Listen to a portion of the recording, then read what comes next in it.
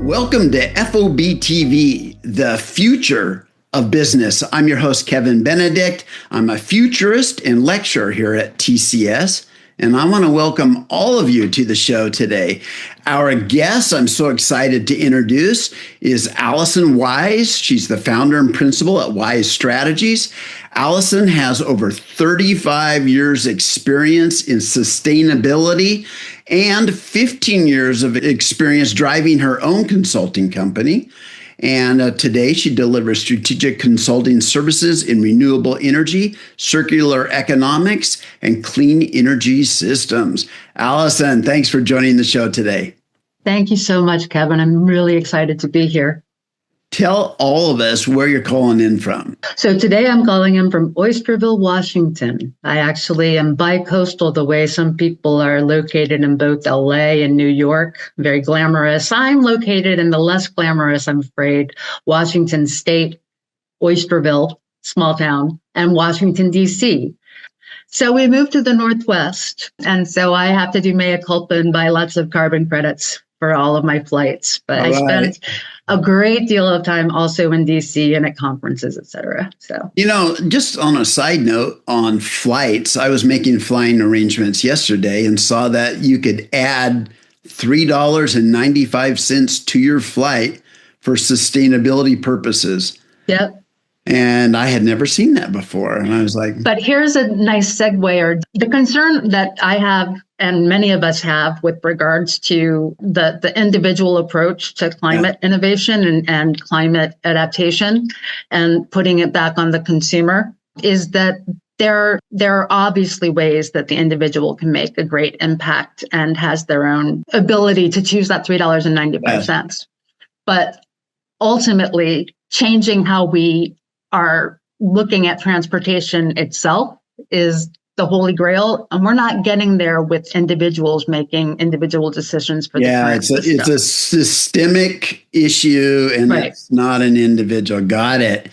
Right. So when you hear the word sustainability, what does that mean to you, and what do you include in that bucket? So I make the distinction between sustainable business as having its kind of own restrictions with regards to most of the time where you can successfully take into account the value of other entities within your organization other than just a profit motive in a sustainable business, because it's confined within the corporate or the private sector mindset, when and truly sustainability writ large has to do not only with innovation and evolution with regards to business practices as driven by maximizing profit and minimizing waste, which is kind of a sustainable business. True sustainability has to do with innovation in public policies, in financing opportunities, and in technology. So that's the distinction between sustainability and sustainable business. So let me just ask, this is a really challenging area that you're mixing politics and economics and everything. And so it's a very complex challenge. How did you end up in that career focused on sustainability? Well, I became fascinated with how I, as an individual, could make an impact on the world and change it for the better for my children. So when I was looking for what I wanted to do with my life, I decided that, my best times when I was growing up were in nature. And I had such a passion for the environment being such a healing place for me as a person individually. Mm-hmm. And so it became my mission to figure out not only how our planet was under attack in terms of its planetary ecosystem health declining, but how human civilization and humanity had contributed to that decline, and to really understand both sides of that proverbial coin. And so I decided that I wanted to get a double major in both history for the humanity part and science, biology, for what are we actually doing to ecosystems. And there are only 2 colleges that would let me do both of those kinds of majors. And one of them was Reed College in Portland, Oregon. I got an MBA, for example, not because I wanted to be on finance, but because I wanted to understand from an intellectual perspective in corporations. What I found is that the whole system is fundamentally broken because we're only driving what the health of a capitalist system is from very short-term projections and short-term measures to manage. I started the first trade association for sustainable businesses in 2003 in California, but I was representing the value proposition of people that were already taking a risk from doing sustainable business, trying to pass legislation that would catch up with them. So that complexity with understanding the business case, making the business case to political advocates, using new technologies like the internet to navigate that. When I wasn't writing research reports for the Department of Energy on the market value of all 9 of their portfolio technologies and this new thing called digital energy, which became IoT, that then morphed into artificial intelligence to where I am now. And I don't, it's both education and then experience. So Got it. So you talked about nature when you started to talk to us about your journey here. I want to know more about that vision, Alison. When you think about it, what is a healthy relationship between humans and nature? What does that look like? So right now we are in planetary ecosystem decline. Our physical planetary health is not well. And our mental health as a human society is not well. What we need to do is when we're looking at things, for example, like artificial intelligence. So those of us that are of our certain age bracket, we've gone through the personal computer revolution, right? We've seen what the promise was for that and what it has done and what it hasn't done. In terms of artificial intelligence, we have this idea, it's called biomimicry. When we're biomimicking the human mind for artificial, quote, intelligence, we're looking at our minds as a human computer, a machine. Learning language models are machine-based right now. We're part of the ecosystem. And so looking at the right question here, when we look at artificial intelligence, we need to be looking at ecosystem intelligence. We need to have some hubris and thinking, no, humans aren't the most intelligent life form on Earth. In fact, the superorganism that is Earth is the most intelligent life form on Earth, as Earth, right? So that's a fascinating concept. We're doing a lot of research right now on the concept of polyintelligence, which takes the intelligence of living organisms as one of the 3. So human intelligence, machine intelligence, and the intelligence of living organisms. So it's a fascinating concept. Now, what motivates businesses? Let's jump into the middle of corporate America or corporate world, global corporations. Talk to us about what motivates businesses to invest in and become sustainable. Why do they do it? So fundamentally, being a sustainable business right now in our current system is challenging. And one can make the case in many industries that to do the upfront planning and to maximize the resources and the way in which your material and labor is being used to maximize that for the maximum product availability or service availability is maximizing your profit, minimizing your waste. That's sustainable. So that itself can be a driver. If you can make the observation that if we can do this more efficiently, you will maximize your profits. And so that's just a business driver. Right. So that's one way of approaching it. Another way of approaching, and that is the caveat there is that it's not always easy to make short-term decisions that will allow you to do that. Oftentimes, senior leadership will have to invest something to change their own internal systems, which they will have a hard time justifying to their shareholders as a one-time expense because the system itself doesn't really reward long-term planning, right? So the other way is that an actual leader, Ray Anderson at Interface, for example, back in the 90s, it was a carpet company and they were manufacturing new carpets. And he realized that he could not only maximize his profits by recycling the unused carpet or recycling the carpet that they would pick up when they wanted to replace it from their clients, but it was also sustainable as well. And so Ray Anderson, he found this solution. But it was only after he was thinking about his new granddaughter and thinking about the kind of world that he was going to leave for his granddaughter. So he was personally mission-oriented, invested. And you will see a lot of businesses that they look for those sustainable solutions that might be more profitable, but they're making the decision based on the human empathetic emotion for being responsible, right? Yeah. And then the third way is regulatory. You're forced to be sustainable because you're being told to. And we try to extrapolate it's this, that, or this. But those are the regulatory way in which people change their business behavior, in my opinion, is the most, quote, sustainable way in which to shift business. Because, markets will play by the rules, but the rules have to be set right. And with Citizen United, letting corporations be people, with the lobbying and the subsidies that extractive, really harmful to the climate and the planet industries are able to benefit from, with the indirect subsidies like our interstate infrastructure that benefits the internal combustion engine currently. Now, it also will benefit electric vehicles, but that dovetails into the how do we use technologies, charging stations, et cetera, to ramp up this transition. It's gonna take a few generations to just change thinking, isn't it? Unfortunately, we don't have a few generations of time, if you believe sciences. The science-based public policy is very clear on timelines. Mm-hmm. But our businesses in this country are global, the truly successful ones.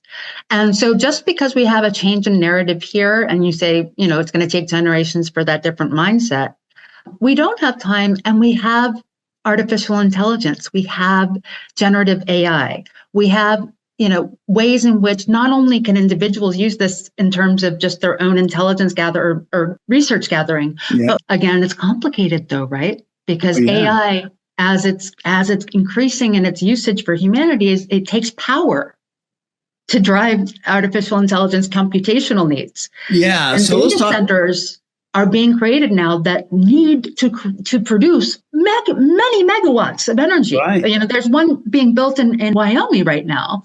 Yeah. That it needs the energy it's creating is not for the state of Wyoming. It's for the big tech companies, right? Mm-hmm. And this is where it gets really complicated because the cheapest form of energy right now is integrated solar, wind, storage, and energy efficient infrastructure. That's cheap. It's 3 cents per kilowatt hour.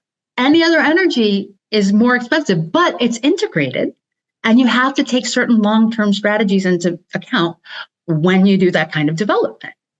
So let's talk about the technology. You've brought up numerous times the power of AI here. Let's talk about how can things like AI and digital twins and sensors and modeling and simulations, how can all of those things advance our case and our support for sustainability? Well, and that's why I already used the example, from a strictly business perspective. Each human that is doing the work in terms of generating the kind of communications internally, in terms of scheduling assistants, virtual assistants, in terms of being able to collate research more quickly, in terms of looking at potential total available markets, for example, and especially for entrepreneurs that have innovation on their plate, and have very limited resources. I imagine it can be for the startup space, can be a tremendous boon for joint ventures that have limited resources and are doing innovation work. It can be a tremendous boon for looking at just measuring to manage, right? Yep. Having automated ways in which we can put out sensors and drones to not have humans having to do that work. We can do it more ubiquitously, we can do it cheaper, and we can understand our landscape better. All of those are good things. The challenge is that, and this has been cited by some researchers in Stanford and getting to the meta level with businesses, the challenge is how do you equitably translate that increase in productivity to the economic health of rebuilding a middle class. One of the reasons we're not sustainable globally is because there's such inequity between wealth and non-wealth. And we know this from a macroeconomics perspective. We know this from a humanitarian perspective. We know this from a science perspective, that the healthiest form of human society is one in which we more equitably have resources that are available for women, children, elderly, etc. It's about transparency, and it's about getting your hands dirty and being a little bit more complex. And it's about being able to justify that in time value of money, because it's going to take more time to be transparent, and it's going to take more time to engage transparently with your external stakeholders in this case, right? Mm-hmm. The best way for a sustainable business to be truly sustainable is to actually have external and internal champions that are helping them in this path, in this journey. And that transparency is critical because more minds are synergistic in this front. More perspectives are synergistic in this front. And it's not business as usual, where it's competing for competition's sake. You're cooperating with other stakeholders that might even be friendly competition, right? But you're cooperative. You're competing still, but you're competing to cooperate for a greater value, for a greater, more functional system, both environmentally and socially. So you brought up transparency a number of times. Part of being transparent is being able to represent and measure your performance based on some kind of standard. Right. What kind of standards should or can companies use to measure where they are and when they're making improvement, things like that? So there's a lot of reporting mechanisms out there that are very detailed, but the challenge is that they themselves aren't transparent once you submit all of your data. And so that has been a challenge. It's been my experience that the best way of maintaining, kind of measuring to manage the right things is to first and foremost focus on the most important aspect of sustainability, which is energy. I think every business needs to do an energy audit for their operations. And the best thing you can do, the thing that has the biggest footprint in terms of our biggest challenge environmentally, which is climate. You know, I mean, there might be a little bit more investment on the front end, but it also is the biggest impact they can have. And what's challenging for me in terms of systemics is that usage of renewable energy and energy efficient technology for companies is not even included as a metric for most of the socially responsible governance reporting initiatives. It's not even a line item. So this is a really huge area for improvement. What I do with my own clientele is that's one of the strategies that we look at first and foremost, because it's a double whammy too. You're going to save money. You're going to be helping create the infrastructure of energy for the future. You're going to be probably more profitable because you're not going to be wasting money on your energy. It's going to be your own energy. Right? So there's going to be a level of risk mitigation in your sustainable business solution. And, oh, by the way, you're going to get great publicity from a global landscape that understands how important it is to mitigate climate. The other day, my insurance company said they would not renew my policy on my mountain cabin. Right. Because of increased climate-related risk. Yep. Wildfires and everything like that. So that's one. And they said broadly, it wasn't about me. They were taking broad swaths of land and counties and states in which they were no longer renewing policies because of climate risk.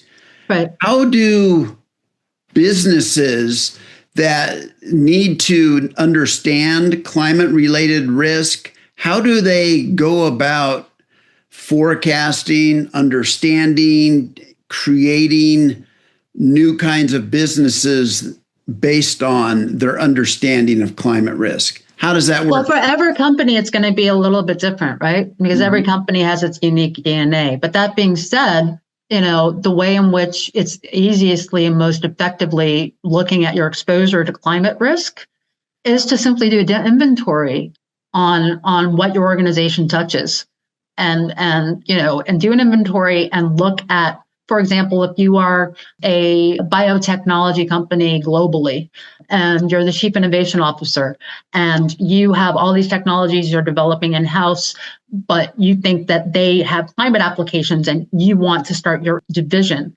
look at the total available market for how you're addressing it, look at your internal support, and look at where you are functioning within the marketplace globally. Ultimately, when you're looking at strategies for your company, it is unique. If you want to understand how your entity is making its own impact on climate, do a carbon footprint assessment, right? There are tools, there are software, there are different ways in which the marketplace is already trying to make it easier for business decision leaders to make the correct climate solution strategy. Okay, well, now that we've established what our carbon footprint is, what can we do to change operationally to address it? What can we simply not do? And is there a business case for trying to participate in purchasing those carbon credits to mitigate our carbon footprint? And what will that do for our brand value? What will our shareholders think about it? Why are we making this decision? Ultimately, it comes back to sustainable business and artificial intelligence having a tremendous amount of potential synthesis, with the caveat that, organizations like embedded emissions, AI can be a tremendous tool for empowering humanity, but it also is going to take a tremendous amount of power to do so. Yeah. And we have to make sure that power comes from the right source. And that's human prioritization, right? Mm. We are not machines. We are not automatons. And that's our strength, right? So the United Nations, they have what's called United Nations Sustainable Development Goals, 17 points where they encourage people to use those standards and to look at those in order to kind of measure where their company falls and what they can do to make improvements. And one of those things is to really, from a supply chain perspective, is to look at not only your tier one suppliers and making sure they're doing things right and they're not employing children to do labor and they're not poisoning the soil and just treating the world bad. So you have pretty good visibility into your tier one supply chain, but those suppliers have their own suppliers. And right. So there's something called tier 3. Are you familiar with that? So to truly be carbon responsible, you need to get not only past tier 1, not only past tier 2, but also past tier 3. And probably and keep going if you could. Is incredibly complicated. And at the end of the day, what I find challenging is that you as a business go through all of these hoops, right? And you go through all these reporting mechanisms. You've got a whole staff now that you have to pay to do all these reports. And at the end of the day, the reporting mechanisms are themselves evolving. Voluntary carbon credits have a huge black mark on them right now for some transparency issues. And so at the end of the day, I can see where people get overwhelmed and discouraged by that. And that's why not to be, iconoclastic, but some of the work that I think needs to be done is not so much as reporting what we're doing and being transparent of what we're currently doing. Is we're going to prioritize our own operations to be as physically sustainable as they can be. And we're going to use our resources to be more sustainable in reality, as opposed to reporting what we're doing. Mm-hmm. Because I think that the reporting mechanism, especially in today's environment, it doesn't have the same cachet. It doesn't have the same brand value as it once did. And in fact, the reason why we should be sustainable ultimately isn't for esoteric ethical values in and of itself. It's also pragmatic. It makes no sense to waste as much as we do: food waste, energy waste, water waste. It just doesn't make sense, right? And especially if we go back to that idea of the planet being so fragile, it's like we're bulls in china shops and we're not really thinking about the big picture. So Alison, what does success look like? We've talked about all the complexities, the challenges, the bumps, the politics involved, all of this stuff. It can make us feel overwhelmed and sad and depressed, like we can't do anything. what does a vision of success look like? How can a company feel good about their efforts? They have shareholders, they have to make a profit, but they also want to do the right thing. What does that look like? What does success Iconoclastically, I will say that success is when, so they say the compromise is a good compromise when no one's happy. So success, counterintuitively, is when you have, it's gray area. It's not black and white, first of all. It's not like you have success as white and you didn't succeed black. It's all in the gray area. Are you more successful or less successful? And within that gray area, the more successful, counterintuitively, is that your internal and external stakeholders are begrudgingly respectful of what your strategy is. And begrudgingly is the key word there. That's success, because you know that your compromise is not making anyone 100% happy. So you know that it must probably be the most impactful. Those are words of wisdom. Those are words of wisdom. I appreciate that. Last question. We'll put on our futurist hat.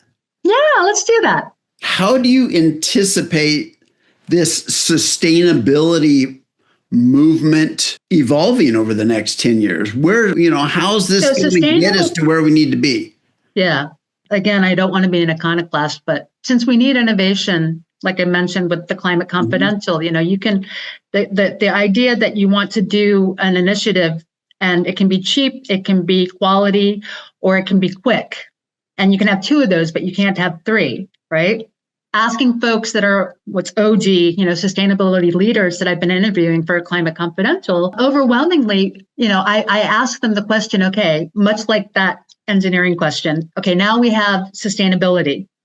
We need to have innovation in public policy. We need to have innovation in financing mechanisms for clean energy infrastructure, and we need innovation in technology.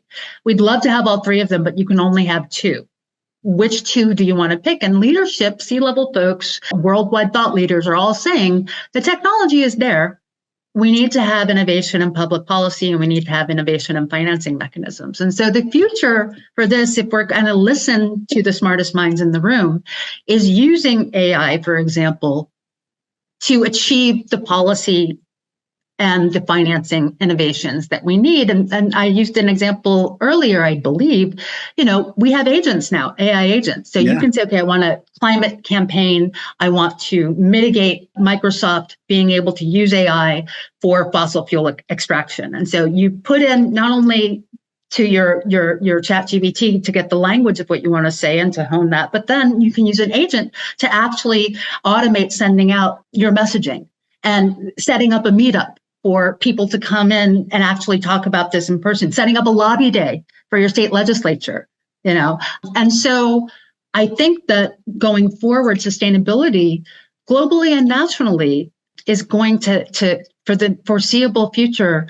be in a very chaotic environment right now. And to go back to your idea and your truism that it takes generations to change a mindset often, since we don't have that time, my question for AI is, how do we use it to make efficient and effective people's understanding of why climate is an ethical challenge? Beyond that, though, people should be invested in doing a sustainable business model because it's also the most profitable. Going back to the 3 cents a kilowatt hour in energy, if we have the right systems, if we're integrating renewable storage and efficiency, then that's the cheapest option. And why wouldn't we do the best thing for our grandchildren and do the most economically effective infrastructure? Alison Wise from Wise Strategies. All right. Thank you so much for joining us today. Well, Kevin, thank you so much. It was a real pleasure. And, these ideas are fascinating. I think businesses that can embrace the change and can navigate it with, if I may be so bold, good advice, that the bigger the problem, the bigger the opportunity, Eisenhower said. And, if you just look at the cup as half full, gee, we live in interesting times. Gee, there are a lot of problems, but look at the opportunities.